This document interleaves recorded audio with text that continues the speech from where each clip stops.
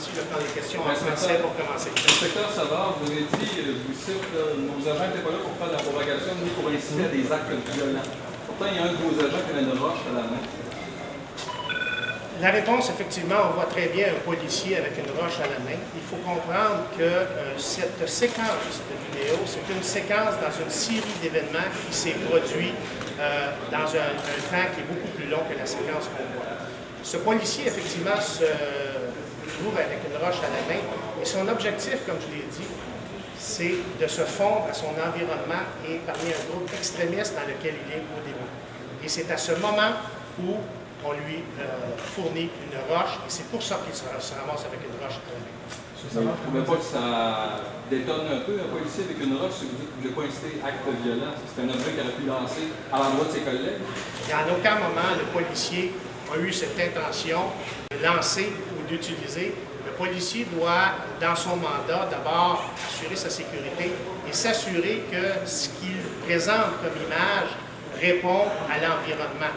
C'est tout simplement dans cet objectif que ce policier a une roche à la main. Et il a été approché d'ailleurs par les extrémistes qui lui ont demandé formellement de lancer cette roche. M. Savard, comment vous expliquez le fait que votre policier avait une roche à la main? C'est une chose, mais qui est poussé également des gens autour de lui, notamment M. Pause, qui a été poussé assez fort quand même, suffisamment pour que ça puisse construire éventuellement un voie de fait.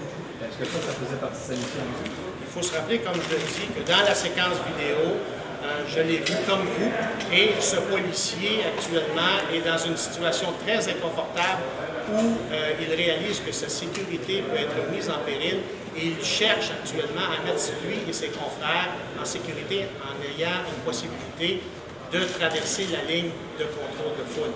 Et à ce moment-là, l'ensemble des événements font qu'avec une discussion avec M. Cole, on a l'impression qu'il y a un broussaillage de part et d'autre.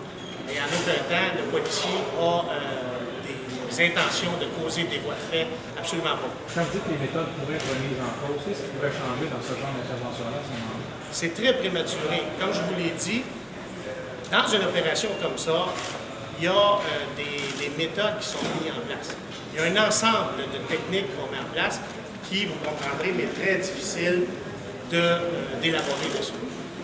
Et l'ensemble de ces méthodes et des processus qu'on a mis en place vont faire partie de la révision opérationnelle complète pour dire est-ce que dans ce contexte, si on avait une répétition du contexte, est-ce que dans ce contexte, on peut répéter les différentes actions qui ont été faites, est-ce qu'elles doivent être modifiées?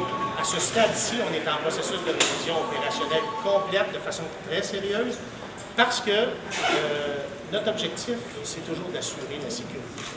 Lors des prochaines manifestations, inspecteur Savard, il va y avoir une chasse aux policiers. Voulez-vous répéter votre Lors question? des prochaines manifestations, il va y avoir une chasse aux policiers. Vous voulez dire dans ce sens Les manifestants vont vous chercher. On va tenter, écoutez, dans les prochaines manifestations, comme je le disais, c'est que la révision de nos procédures opérationnelles vont nous demander aussi d'évaluer ce genre d'intervention. Est-ce que c'est approprié? Est-ce que ça doit être mis en place? Est-ce que le contexte le demande? Donc, est-ce qu'il y aura une chasse aux policiers? Ça sera beaucoup plus aux gens qui sont extrémistes à se positionner sur cette facette. Notre objectif n'est absolument pas d'empêcher les gens qui sont pacifistes de s'exprimer. C'est vraiment... Vous êtes tout à prendre les culottes à terre, inspecteur Savard? Pardon? Vous êtes tout à prendre les culottes à terre? En quel sens? Vous êtes fait déculottés parce qu'on a découvert qu'il y avait des agents infiltrateurs.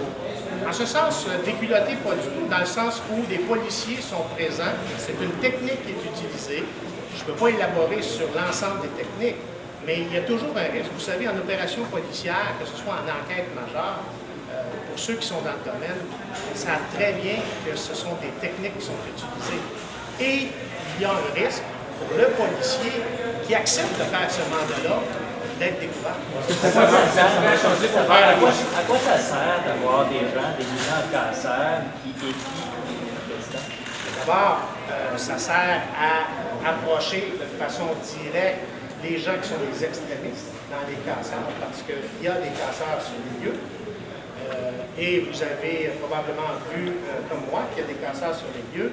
Et c'est la seule façon où, avec l'ensemble des autres techniques qui sont en place, l'utilisation de ce type de technique, c'est une des techniques qui nous permet de prendre des décisions opérationnelles. Et les décisions opérationnelles, c'est beaucoup plus de dire, est-ce que le contrôle, les gens qui sont sur le contrôle de foule actuellement, on est capable de garder la pression, de garder la ligne, de ne pas intervenir directement.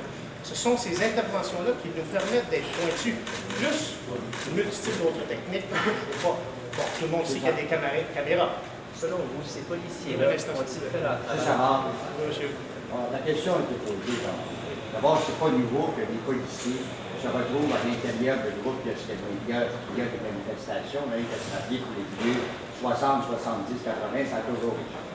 Ce que vous ne pensez pas, que la question qui est dans le droit de poser, comment se fait-il que les autres policiers, quand il y a un agent double ou un agent, une source, on la connaît, que là, les policiers, lorsqu'ils ont été coincés, les gens ne connaissaient pas que c'était des policiers.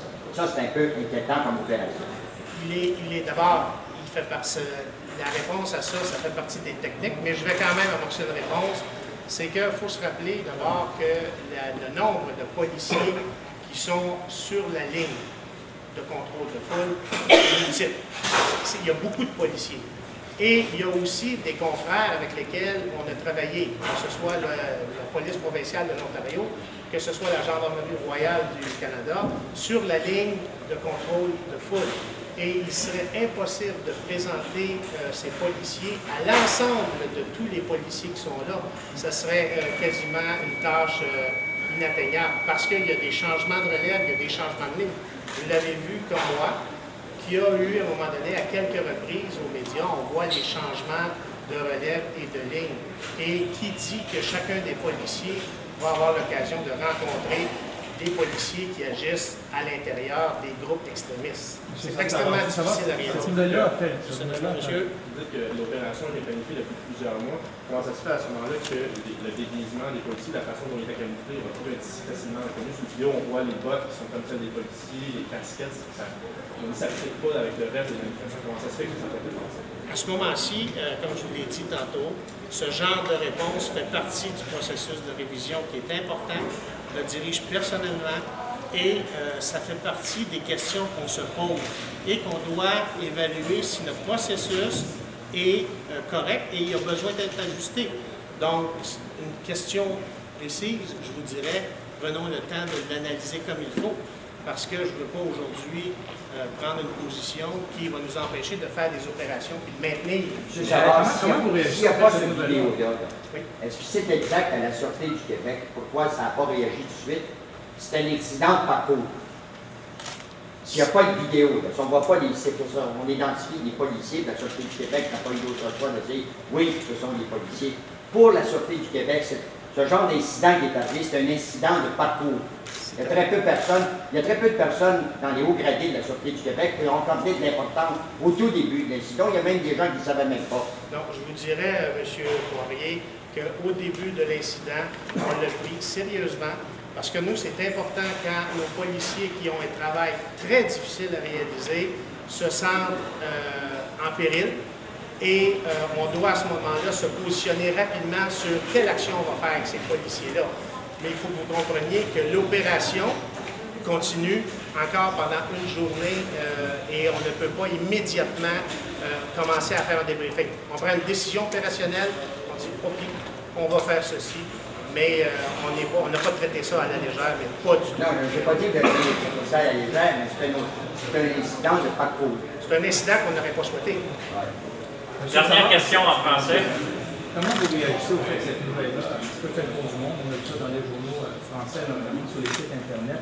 C'est pas nécessairement le genre de réputation, j'imagine, que la Sûreté du Québec va avoir. Comment vous qualifiez cette opération-là? Comment vous réagissez à cette mauvaise publicité?